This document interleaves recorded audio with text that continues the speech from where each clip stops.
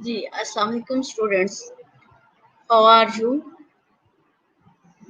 जी बेटा, मेरी आवाज आ रही है आप लोगों को? Dear students, are you listen me? जी students, are you listen me? जी ओके। हाँ जी बेटा, जो मैं आज आपको पढ़ाने वाली हूँ वो इंट्रोडक्शन टू कम्युनिकेबल डिजीज है। जो मेरा लास्ट लेक्चर था आप लोगों के साथ, उसमें आपको मैंने introduction to curriculum of the communicable diseases पढ़ाया था। ओनली 14 स्टूडेंट्स प्रेजेंट है यहाँ पे बेटा, सिर्फ 14 स्टूडेंट प्रेजेंट है इस वक्त। चले एनी हो। जी, जो मैं आपको उस दिन पढ़ा रही थी वो मैं करिकुलम का इंट्रोडक्शन मैंने दिया था जो कम्युनिकेबल डिजीजेस का था। तो उसके आज पे मैंने बताया था कि इंट्रोडक्शन 2 टाइप्स के हैं। एक तो करिकुलम का इंट्रोडक्शन जो होल ईयर्स हमने पढ़ना, तो दूसरा करिकुलम सब्जेक्ट का इंट्रोडक्शन है। तो मेरा सब्जेक्ट जो इंट्रोडक्शन टू कम्युनिकेबल डिजीजेस है और इंक्लूडेड टू एपिडेमियोलॉजी। एपिडेमियोलॉजी क्या है और उसका क्या रोल है इसमें। तो स्पेसिफिक ऑब्जेक्टिव इसके हैं कि describe what are the communicable diseases, explain the epidemiological principles and control and prevention of the communicable diseases, describe the surveillance concept as applied in communicable diseases, name of the notifiable diseases as stipulated in the Public Health Act, explain the approaches used in responding to the epidemiology। ये सिर्फ मैं आपको objective बता रही हूँ, इसलिए मैंने कुछ एक्सप्लेनेशन नहीं दी कि ये सिर्फ ऑब्जेक्टिव है। कंटेंट्स जो इसमें हम पढ़ने जा रहे हैं आज, कंटेंट्स इसका कि इंट्रोडक्शन टू कम्युनिकेबल डिजीजेस क्या है, communicable diseases common characteristics of the communicable diseases क्या होंगी, क्लासिफिकेशन ऑफ कम्युनिकेबल डिजीज क्या होंगी, बेसिक एपिडेमियोलॉजी क्या होगा, and disease determinant factor include the agent, host and environment. What is the agent, host and environment? Disease and the epidemiological cycle।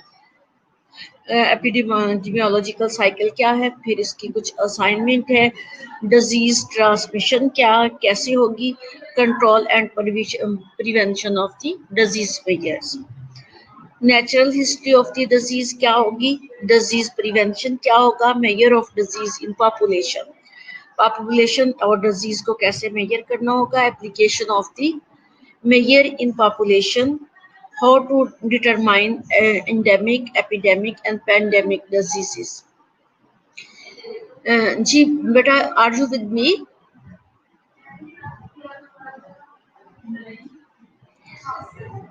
जी, अब introduction बकायदा start हो गया। Introduction to the communicable diseases. Communicable diseases that are as a result of the positive organisms spreading from one person to another or from animal to people।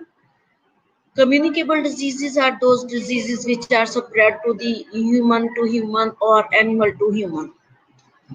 They are among the major cause of illness.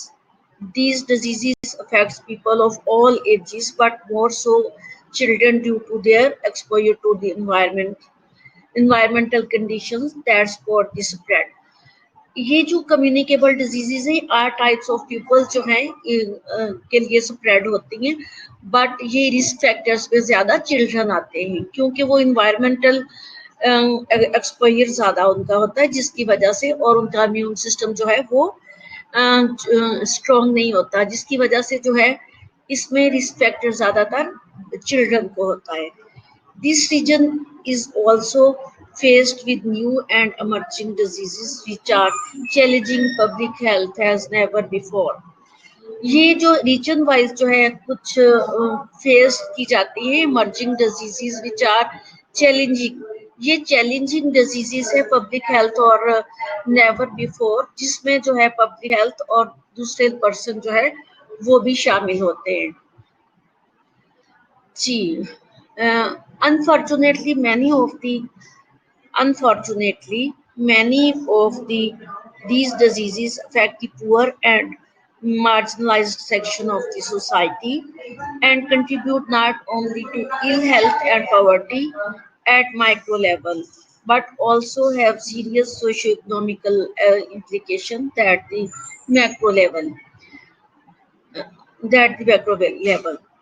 ये diseases जो है unfortunately जो है बहुत सारी diseases जो है affect करती हैं पुअर पीपल पे और marginalised section of the society और ऐसी सोसाइटी पे जो मार्जिन लेवल पे होती है मीन कि उनका इम्यून सिस्टम जो है वो हेल्दी नहीं होता and contribute not only to ill health and poverty to micro level ना कि वो माइक्रो लेवल पे वो पॉवर्टी और इल जो है वो कंट्रीब्यूट करती है but also have a serious socio economical implication at the macro level. तो जब ये डिजीजेस हो जाती हैं तो ना कि ये पॉवर्टी और इल पैदा करती है बट ये जो है एक मैक्रो लेवल पे इसकी इम्प्लीकेशन जो है वो सोशियो इकोनॉमिकल लेवल पे जो है स्प्रेड होके बहुत सीरियस जो है प्रॉब्लम्स क्रिएट करती हैं। अब इसकी जो एग्जाम्पल है अभी जो पेंडेमिक हुआ कोरोना वायरस का उसकी एग्जाम्पल है जो उसने लोगों को इल तो किया पॉवर्टी तो दी लेकिन उसके साथ साथ बहुत सारे सोशियो इकोनॉमिकल इम्प्लीकेशन जो है वो मैक्रो लेवल तक आ गए। तो ये एक कम्युनिकेबल डिजीज थी जो स्प्रेड हुई और पेंडेमिक हुई। ठीक है, health workers have an important role to play in the control of these diseases by applying effective and efficient management, prevention and control of measures.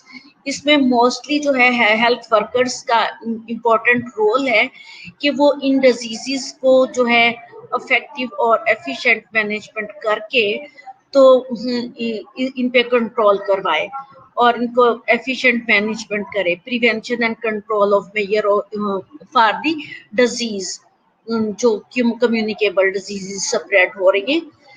Health workers need to be equipped with capacity to target communicable diseases for the eradication. Health workers जो है इनको need है कि उनके पास अक्यूब और इस तरह के यूटेंसिल्स और मेडिकेशंस इक्विपमेंट होना चाहिए जिसकी वजह से जो है capacity to target communicable diseases for the eradication, जिसकी वजह से वो कम्युनिकेबल डिजीजेस को एरेडिकेट कर सकें। अब इंट्रोडक्शन टू कम्युनिकेबल डिजीजेस जो है इसका मतलब ये है कि कम्युनिकेबल डिजीजेस जो है स्प्रेड होती है person to person and animal to person. जब ये स्प्रेड होती है तो इनका टारगेट जो है वो जो है इम्यूनोसप्रेसेंट पीपल्स और चिल्ड्रन और ओल्ड एज पीपल होते हैं क्योंकि उनकी इम्यूनिटी कम होती है जो और वो लोग जो जिनका एक्सपोजर इन्वायरमेंट में ज्यादा होता है। और ये जो है जिस रीजन में डिजीज आती है अनफॉर्चुनेटली वहाँ पॉवर्टी और जो है इल पर्सन तो को जो है सिक तो करती है बट उसके जो है अलावा ये मैक्रो लेवल पे सोशियो इकोनॉमिकल इम्प्लीकेशन और प्रॉब्लम्स क्रिएट करती है। तो इसको एरेडिकेट करने के लिए जो हेल्थ वर्कर्स हैं हेल्थ वर्कर्स का मेन रोल है कि उनको उनकी ट्रेनिंग हेल्थ वर्कर्स जो है जो भी कम्युनिकेबल डिजीज है उसके अकॉर्डिंगली उनकी जो है ट्रेनिंग क्लासेस ली जाए, उनको ट्रेन किया जाए और प्रिवेंटिव मेजर उनको दिए जाए, उनको इक्विपमेंट और मेडिकेशन दी जाए ताकि वो कम्युनिकेबल डिजीजेस जो भी रीजन वाइज या वर्ल्ड वाइड जो है इंडेमिक पेंडेमिक डिजीज है उसको जो है एरेडिकेट कर सके। Communicable diseases common characteristics of importance, इसके जो कॉमन कैरेक्टरिस्टिक्स है दे आर वेरी कॉमन, ये बहुत कॉमन डिजीजेस है जो है कॉमनली एक से दूसरे को स्प्रेड हो जाती है। Some of the cause death and disability, इसमें से कुछ डिजीजेस ऐसी हैं या ये कह सकते हैं कि कुछ डिजीजेस जिनको इन टाइम मैनेज या ट्रीट ना किया जाए तो वो डेथ और डिसेबिलिटी काज करती हैं। Some of the cause epidemic और कुछ एपिडेमिक कॉज करती है। Most of them are preventive will fairly simple interventions, इनमें से मोस्ट ऑफ द डिजीजेस ऐसी हैं जिनको सिंपली प्रिवेंटिव मेजर से हम जो है इंटरवेंशन दें तो वो सिंपली तरीके से जो है इरेडिकेट हो सकती हैं। जिस तरह भी इसकी एग्जांपल भी कोरोना वायरस है, तो इस इतना पैनिक फैला कि ये मेडिसिन दो वो मेडिसिन दो, तो आखिरकार मेडिकेशन कैसे ठीक हुई? ओनली हेल्थ एजुकेशन से। कोई भी मेडिकेशन की जरूरत नहीं होती इस तरह की कम्युनिकेबल डिजीजेस में, सिर्फ प्रिवेंटिव मेजर और सिंपल इंटरवेंशंस होती हैं। अगर कॉम्प्लिकेशंस हो जाए, अगर हम इन टाइम उनको जो है मैनेज नहीं करते, कॉम्प्लिकेशंस आ जाती हैं, तो देन मेडिसिन की जरूरत पड़ती है। अब जैसे कोरोना वायरस में जब मेडिकेशन की जरूरत पड़ी, तो वो उस वक्त जरूरत पड़ी थी जब कॉम्प्लिकेशन अराइज हो गई थी।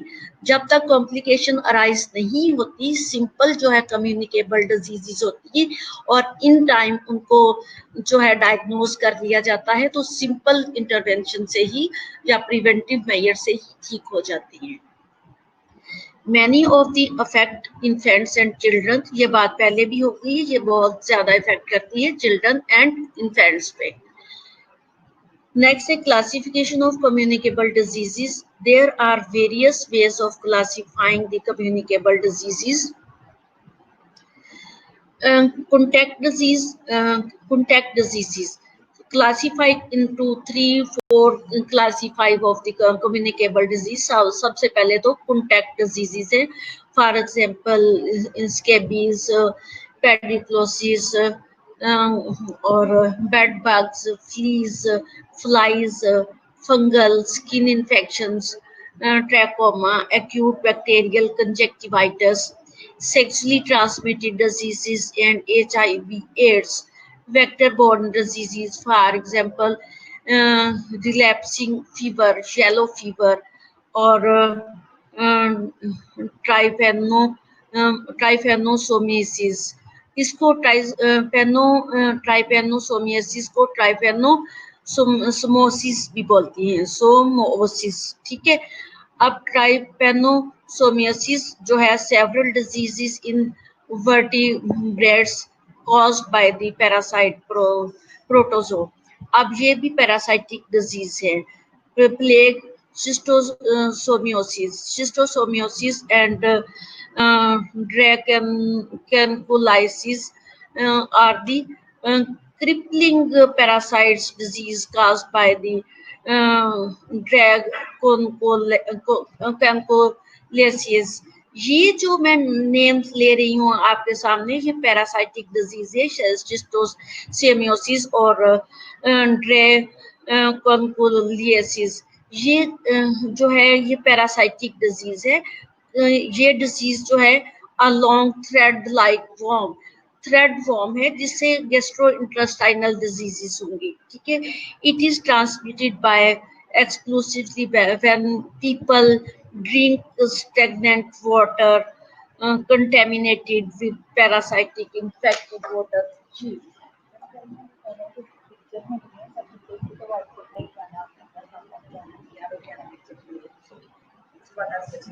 ठीक है जी बेटा, तो 1 मिनट के लिए वो थोड़ा सा डिस्कनेक्ट हुआ था।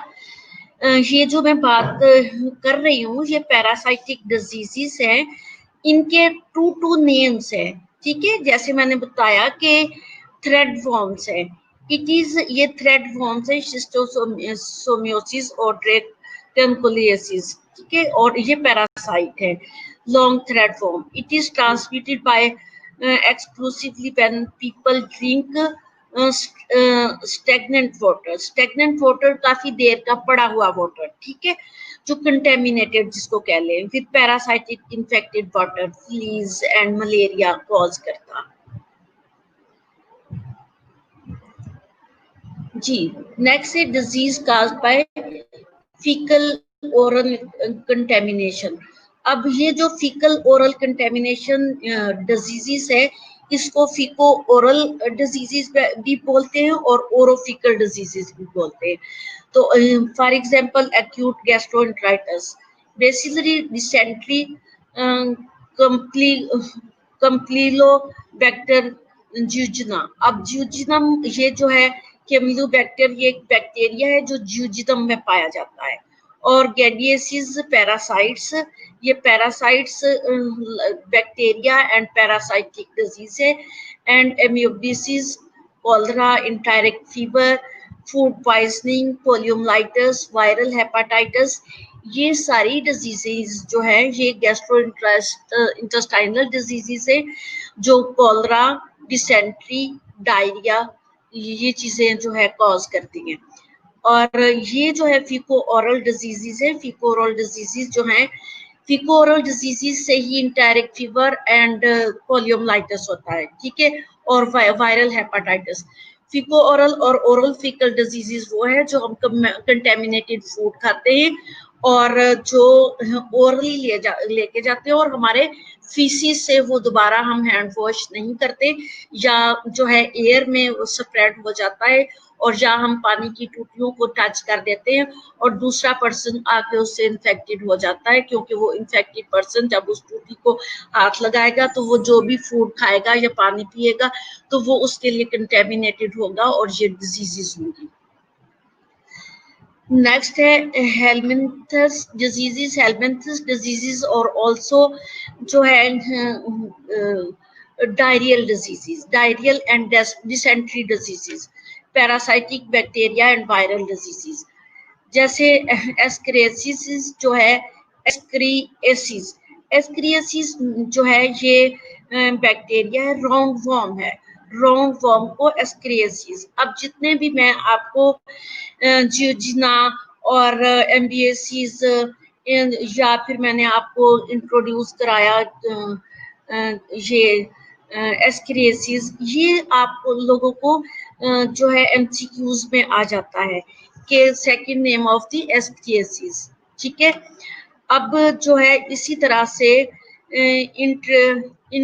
इंट्रोबियसिस, enterobiasis mean pinworm, ascariasis mean roundworm, enterobiasis mean pinworm, trichuriasis, trichuriasis mean whipworm, hookworm. Strongyloidiasis mean roundworm is a type of parasite. ये parasite and teniasis mean tapeworm. अब जी आप लोगों ने अभी तक जो है hookworm, tapeworm, roundworm, पिनवॉर्म, थ्रेडवॉर्म यही पड़ा हुआ था। इनके सेकंड नेम्स जो है वो जरा मुश्किल है जो मेडिकल लैंग्वेज में यूज होते हैं, और इन सबको हेलमिंथस डिजीजेस बोला जाता है, ठीक है। नेक्स्ट जो है वो मैंने आप लोगों को है जो है अपनी जो है लास्ट वन स्लाइड थी उसमें कॉन्टैक्ट डिजीज, जैसे कॉन्टैक्ट जो है डायरेक्ट कॉन्टैक्ट और इनडायरेक्ट कॉन्टैक्ट से डिजीज होती है, और दूसरी डिजीज ओरोफिकल या फिको ओरल डिजीजेस बताई, तीसरी मैंने हेलमिंथस डिजीजेस बताई है। नेक्स्ट जो है एयरबोर्न डिजीजेस है। ये सारी मैं आपको इंट्रो दे रही हूँ कम्युनिकेबल डिजीजेस की, कि कम्युनिकेबल डिजीजेस कौन सी होती हैं और कौन सी डिजीजेस हम पढ़ने जा रहे हैं। Airborne diseases, acute respiratory infection, meningitis, bacterial and fungal infection, tuberculosis and leprosy. Zoonotic diseases, disease of the contact with animals and animal products. For example, anthrax, brucellosis या ब्रूसीला कह लें, ब्रोसिलोसिस है, ब्रोसीला भी इसको बोलते हैं, रेबीज, टेटनस। अब ये जितनी भी एनिमल से जो या एनिमल प्रोडक्ट से डिजीज होती है वो एंथ्राक्स है और ब्रोसीला है, रेबीज है एंड टेटनस। नेक्स्ट जो है वो epidemiology of the basic epidemiology. Epidemiology is the study of distribution and the determinants of the disease and condition among the population. अब एपिडेमियोलॉजी क्या है? ये study of distribution and determinants of the disease and condition among the population. Population को जो disease होती है उसकी disease study of the distribution, उसका डिस्ट्रीब्यूशन क्या है एंड डिटर्मिनेंट्स क्या है, और वो कितने पीपल को कितनी जो है कितनी ज्यादा जो है डिजीजेस होती हैं और वो किस वजह से होती है। Disease distribution is considered in term of person, time and place. अब डिजीज डिस्ट्रीब्यूशन जो है उसका हम एस्टिमेट कैसे लगाते हैं, it considered in term of the persons, कि एक पर्सन को हुई, टाइम किस टाइम पे हुई, एंड प्लेस, और प्लेस क्या था, person, time and place, who, when and where.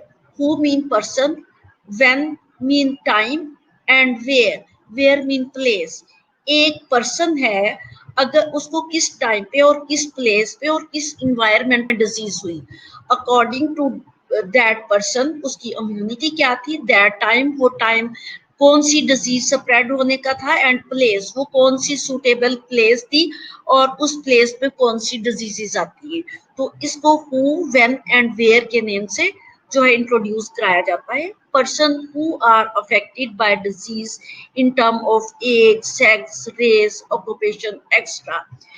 अब जो पर्सन है उसको, वही मैंने बताया कि पर्सन जो भी जिसको डिजीज होना है उसका जो उसका एज, सेक्स और रेस एंड ऑक्यूपेशन देखा जाएगा।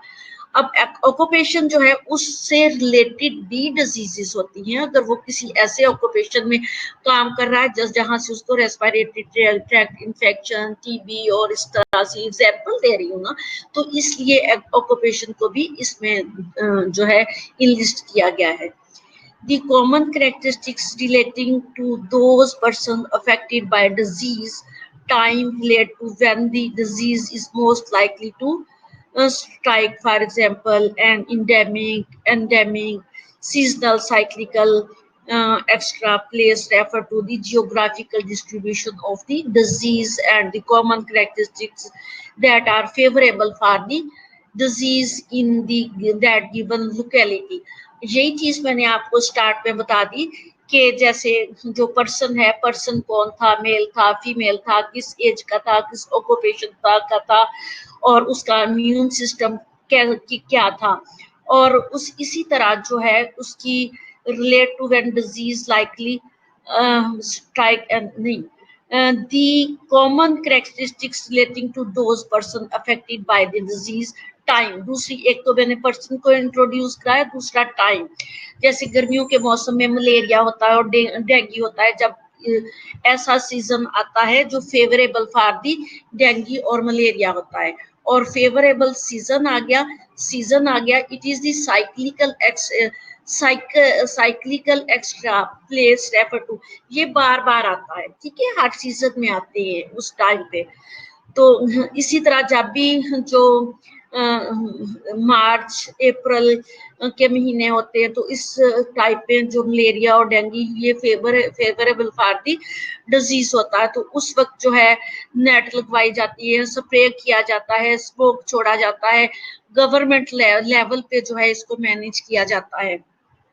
इसी तरह से सारी जो है इंडेमिक, पेंडेमिक, एपिडेमिक डिजीजेस है, according to that time, person, time and place के अकॉर्डिंगली जो है वो इन टाइम मैनेज किया जाता है। नेक्स्ट है refer to the geographical distribution of disease and the common characteristics are favourable for the disease in the given locality. ये भी बात हो गई। Some diseases are localised, regional, pandemic extra. कुछ डिजीजेस जो है वो लोकलाइज्ड है, कुछ रीजनल है और कुछ जो है वो इंटरनेशनल लेवल पे है, ग्लोबली, जैसे पेंडेमिक थी, ठीक है, अभी जो कोरोना वायरस थी। Next, disease determinant factors include the agent, host and environment. Disease determinant factors जो है ये इंक्लूड किए जाते हैं, तीन चीजें हैं, जैसे मैंने पहले आपको बताया था, person, time and place. Person, time and place, और पर्सन, टाइम एंड प्लेस को कौन सी चीज है जो डिजीज दिलवाती है, डिजीज डिटर्मिनेंट्स में एजेंट, होस्ट एंड इन्वायरमेंट है। अब agent refer to the disease causing organisms characteristics, for example habitation, breeding, migration, infectively, climatic and environmental factor favoring its existence अब एजेंट क्या है? जो माइक्रो ऑर्गेनिजम्स हैं। एजेंट्स क्या है? जो हैबिटेशन है, जिनकी हैबिट है दूसरों को डिजीज देना, ब्रीडिंग है, माइग्रेटिंग इनफेक्टिवली, क्लाइमेट से आ सकता है, एनवायरमेंटल फैक्टर्स हो सकते हैं, and which are the favourable for the host for the disease कह दे, which are the agent which are the favorable for the disease disease to the host. अब एक एजेंट है, एजेंट आप माइक्रो ऑर्गेनिजम्स कह सकते हैं। अब माइक्रो ऑर्गेनिजम्स जो है वो हैबिटेशन से हो सकता है, ब्रीडिंग माइग्रेशन हो सकती है उसकी, ठीक है, इनफेक्टिवली क्लाइमेटिव एंड इन्वायरमेंटल फैक्टर, इन्वायरमेंटल से हो सकता है, ठीक हो गया। अब होस्ट कौन है? होस्ट इज द पर्सन, ठीक है। होस्ट जो है पर्सन, जो इंडिविजुअल जिसको डिजीज होना है। Refer to the biological makeup of the individuals that make the vulnerable to the specified illness, for example physical condition, genetic makeup, habits, for example। अब host जो है वो है vulnerable people, है vulnerable person, वो है जो उनके सामने है, जिसकी जो है इम्यूनिटी कम है, जो ओल्ड एज का होगा, जो चिल्ड्रन होगा, ठीक हो गया, जिसको डिजीज होनी है, वल्नरेबल पीपल जो भी इस वक्त होगा। And the environment refer to the ecological condition that favor the interaction of host and agent, for example swampy, muddy areas, bushes within the household, sanitation, etc। अब एनवायरमेंटल फैक्टर में बहुत सारी चीजें आ जाती हैं, जिसमें जो है इकोलॉजिकल कंडीशन जो है वो फेवरेबल या इंटरेक्शन ऑफ द होस्ट होगी। अब उसमें एजेंट जो है वो माइक्रो ऑर्गेनिजम्स है, for example muddy areas, mud से हो सकती है, बुशेस हो सकती हैं, हाउस होल्ड सैनिटेशन, सैनिटेशन अगर नॉर्मल नहीं है, contaminated water and food, fleas, जो ईच एंड एवरीथिंग जो है वो इन्वायरमेंट में आ जाता है, smoke, dust in the environment. और अगर हम हॉस्पिटल में देखें तो नोजोकोमल इंफेक्शंस इन द इन्वायरमेंटल 1 से 2 हॉस्पिटल इन्वायरमेंट में हो सकते हैं, जो नोजोकोमल इंफेक्शंस देते हैं। इसी तरह अगर हम अपनी इन्वायरमेंट में देखें तो सो many diseases occur in the environment. It's okay बेटा, आपको समझ आ रही है? The epidemiological cycle is a diagrammatically illustration of the interaction between disease and determinant factors। अब ये जो है इसमें भी होस्ट, ये जो है एपिडेमियोलॉजिकल साइकिल क्या है? ये डिजीज कॉजेशन साइकिल है, जो आपने एपिडेमियोलॉजी में आई डोंट नो कि अभी पढ़ा है या नहीं। एपिडेमियोलॉजी में भी ये चीजें इंट्रोड्यूस कराई गई हैं। तो इसमें भी होस्ट, एजेंट एंड इन्वायरमेंट है। अब आपके सामने जो पिक्चर दी गई है उसमें जो है डायग्राम, इस डायग्राम में एजेंट है। एजेंट जो है डायरेक्ट होस्ट को भी जो है डिजीज देगा, एजेंट जो है इन्वायरमेंट में डिजीज जो है सेपरेट करेगा, और इन्वायरमेंट से होस्ट को होगी। अब एजेंट जो है वो वेक्टर को डिजीज देगा, वेक्टर से वो डायरेक्ट होस्ट को भी हो सकती है, और वेक्टर से इन्वायरमेंट में, और इन्वायरमेंट में होस्ट, इन्वायरमेंट से होस्ट में हो सकती है। अब ये एक साइकिल है, एजेंट डायरेक्ट होस्ट को डिजीज दे सकता है, एजेंट इन्वायरमेंट में दे सकता है, और इन्वायरमेंट होस्ट में दे सकता है, और एजेंट वेक्टर को दे सकता है, और वेक्टर डायरेक्ट होस्ट को डिजीज दे सकता है, और वेक्टर जो है इन्वायरमेंट में डिजीज स्प्रेड कर सकता है, और इन्वायरमेंट से होस्ट में, और ये साइकिल चलता रहता है।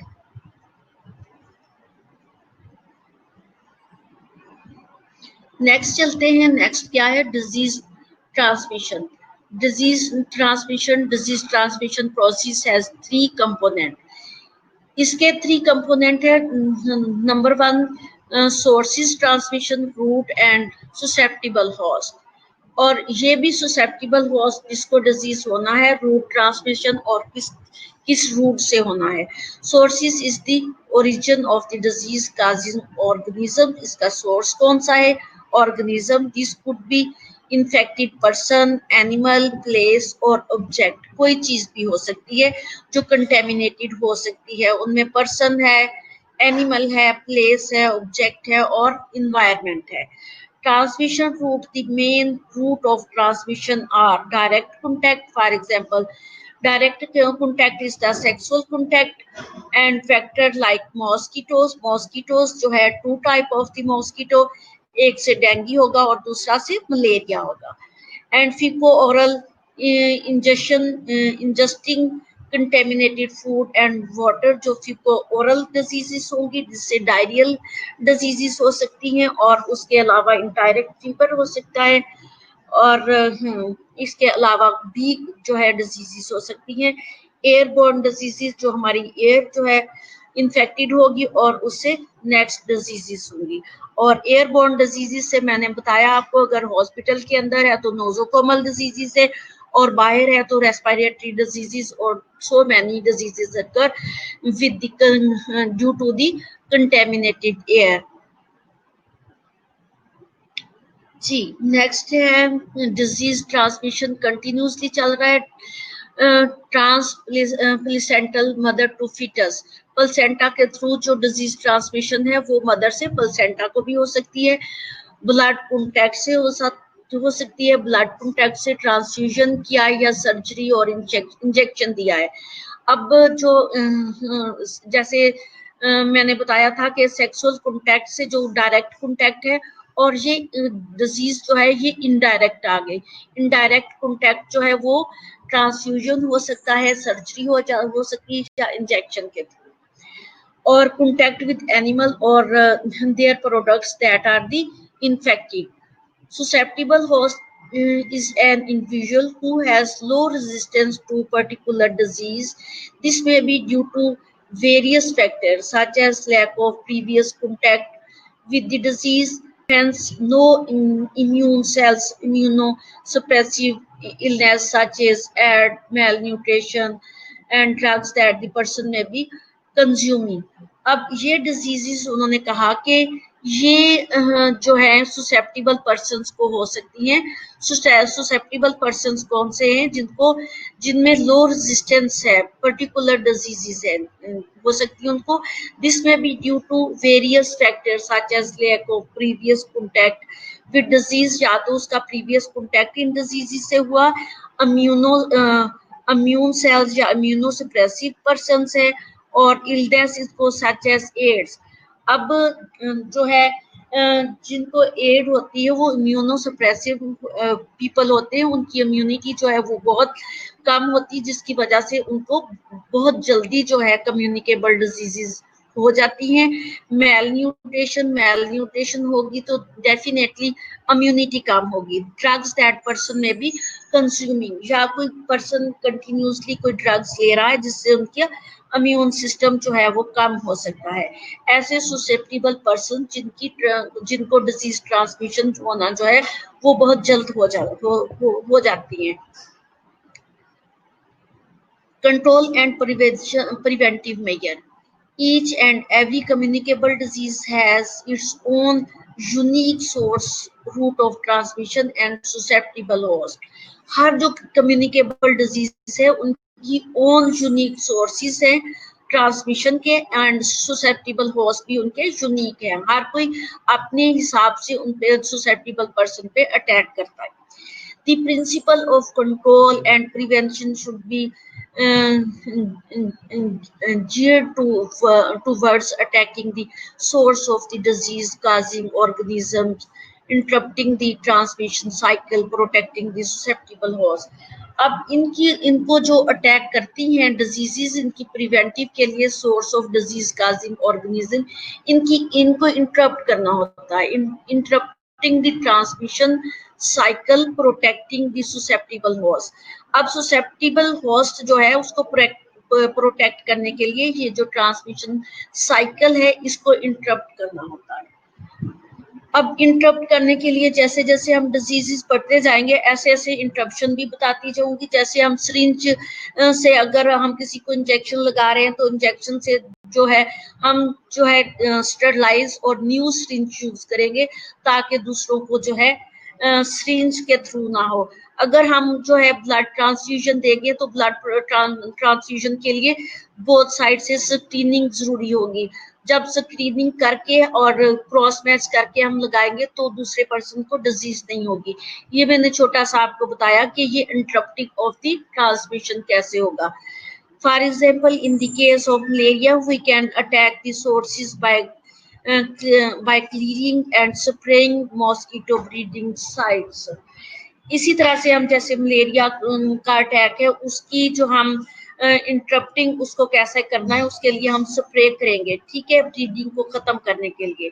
We interrupt the transmission route by spraying and killing the mosquito, hence the positive organism. And lastly, we can protect susceptible hosts by giving or by giving prophylactic medication, sleeping under mosquito nets and extra.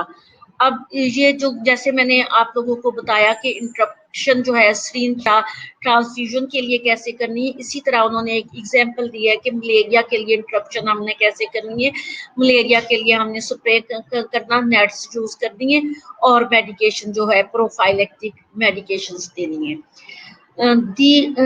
Understand the transmission process of communicable disease. It is paramount to understand the natural history of the disease। इसमें communicable disease transmission जो है इसमें understand करना है कि natural history of disease क्या है, उसके अकॉर्डिंगली जो है डिजीज जो है इंटरप्शन करना है ताकि प्रिवेंटिव मेजर उसको देना है ताकि ये डिजीज ना हो।